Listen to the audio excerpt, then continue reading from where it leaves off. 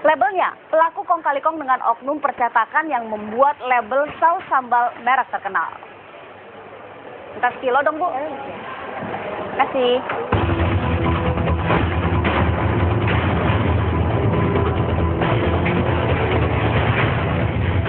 Saus sambal berformalin beredar di pasaran.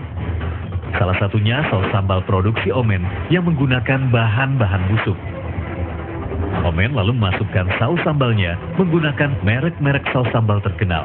Ya, karena memang merek itu yang lagi digemari oleh masyarakat, merek itu yang sering dikonsumsi masyarakat, dan hasilnya juga ya memang memuaskan. Selama ini memang masyarakat tidak tahu karena memang rasanya enak gitu, tetapi ya sebenarnya itu dari bahan-bahan yang memang sudah busuk. Setelah merek palsu, masih ada bahan lain yang belum Omen kantongi. Bahan itu adalah formalin. Selama ini, formalin kadung melengkapi kecurangan Omen saban hari.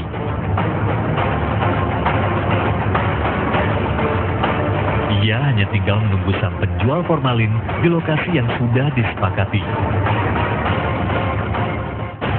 Setelah itu di rumah, cabai busuk, tomat busuk, dan pepaya busuk tanpa dicuci langsung dihaluskan bersama sejumlah bumbu. Bahkan, di cabai dan tomat yang jadi bahan utama Omen sudah terdapat belatung.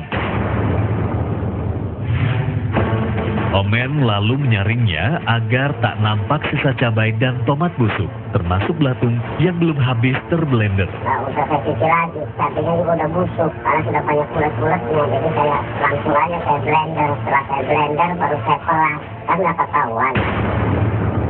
Omen juga menambahkan tepung terigu dan sagu serta cuka agar sausnya kental.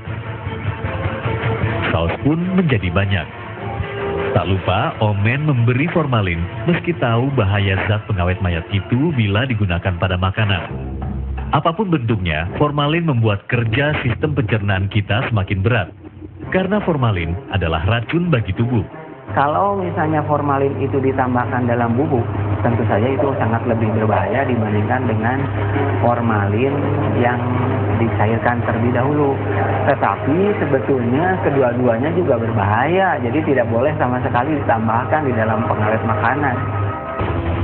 Sambil menunggu saus buatannya dingin, Omen mencuci botol-botol saus sambal bekas.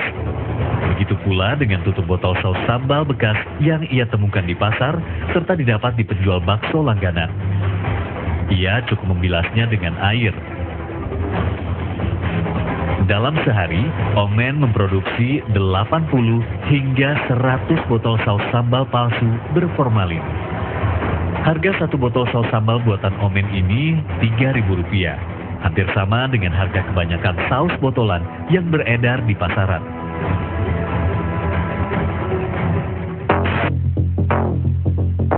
Dalam memasarkan saus palsu berformalinnya, Omen sudah memiliki pelanggan, mulai dari warung rumahan kecil hingga toko penjual sembako. Dan sampai saat ini, Omen tidak pernah mendapatkan keluhan dari pelanggannya. Enak katanya. Sebenarnya saya juga kasihan, tapi karena keadaan, terus saya udah kasihkan, Bu. Apalagi sepintas saus sambal palsu berformalin buatan Omen tidak berbeda dengan saus yang beredar di pasaran. Berlabel baru, bertutup botol tampak sempurna dan berwarna sama. Kalau dari rasa, sebenarnya malah lebih berani rasa saus yang ini. Yang saya bilang mah saus-saus ilegal lah. Dari warna ada perbedaan. Kalau dari warna memang agak memudar. Dari rasanya berani, tapi di rasa di lidah itu terasa kayak kekenyalan. Untuk menegaskan kecurangan Omen, tim reportase investigasi membuat studi kasus. Sejumlah sampel saus sambal kami beli di pasar dan supermarket. Sampel saus sambal itu kami bawa ke Laboratorium Teknologi Pangan Universitas Pasundan. Begitu pula saus sambal buatan Omen. Hasil uji mengagetkan kami. Setidaknya mengingatkan kita agar tidak hanya memilih saus sambal menggunakan patokan merek terkenal saja.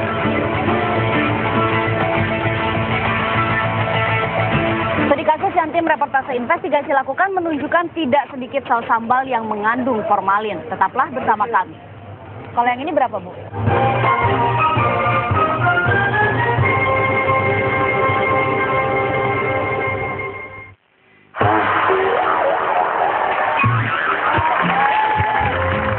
Nikmati sensasi mewah mahakarya baru. Tango Fusion. Oh, kolesterol tinggi?